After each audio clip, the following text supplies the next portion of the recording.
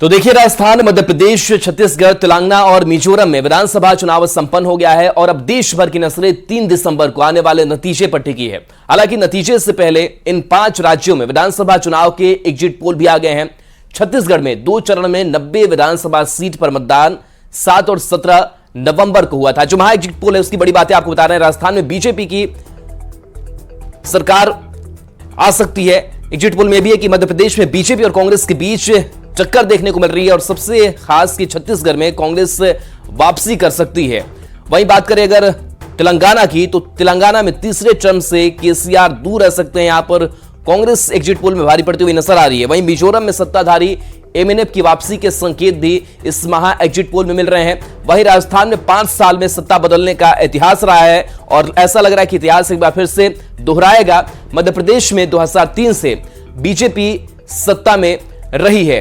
शिवराज सिंह चौहान के खिलाफ anti incumbency नहीं है, जो महा एग्जिट पोल से बड़ी बातें निकल करके और सामने आई है। छत्तीसगढ़ में भूपेश बघेल दूसरी बार जीत सकते हैं, तो भूपेश बघेल के लिए ये अच्छे संकेत है।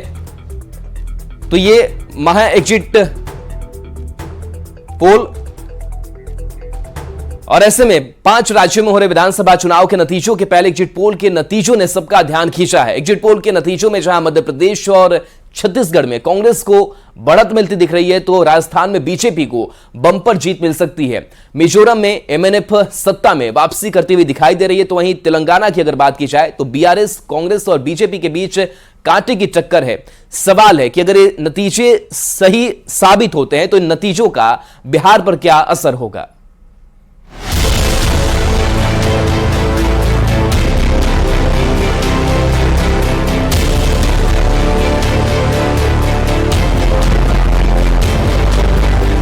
लोकसभा चुनाव 2024 के पहले 5 राज्यों में हो रहे विधानसभा चुनाव को सत्ता का सेमीफाइनल माना जा रहा है। मतदाताओं ने अपना मत ईवीएम में कैद कर दिया है और अब सबकी नजर नतीजों पर टिकी है। हर कोई ये जानना चाहता है कि क्या होंगे विधानसभा चुनाव के नतीजे। 5 राज्यों में किसकी बनने जा रही है सरकार, कौन मारता है बाजी, किसकी बनती है सरकार, ये तो 3 दिसंबर को ही पता चलेगा, जब इलेक्ट्रॉनिक वोटिंग मशीन यानी ईवीएम खुलेगा। लेकिन उसके पहले 30 नवंबर को कई एजेंसियों का एग्जिट पोल सामने आया। इन सब सर्वे को आधार बनाते हुए न्यूज 18 ने महा एग्जिट पोल किया था।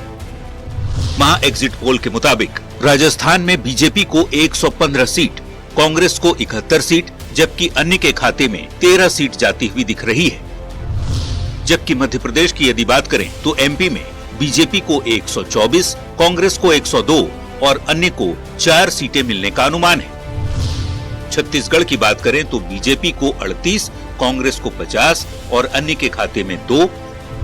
तेलंगाना में बीजेपी को 5, कांग्रेस को 60, बीआरएस को 48 सीटें, जबकि एआईएमआईएम को 6 सीटें मिलने का अनुमान है। वहीं मिजोरम में बीजेपी को 1, कांग्रेस को 8, एमएनएफ को 14, जेपीएम को 17, जबकि अन्य के खाते में कोई भी सीट आती नहीं दिख रही। यानी अगर इन आंकड़ों पर नजर डालें तो पता चलता है राजस्थान में बीजेपी की बड़ी जीत संभव है। एमपी में बीजेपी और कांग्रेस के बीच कांटे की टक्कर है। छत्तीसगढ़ में कांग्रेस वापसी करती हुई दिख रही है। तेलंगाना में कांग्रेस अच्छा प्रदर्शन करती दिख रही है और केसीआर तीसरे टर्म से दूर रह सकते हैं।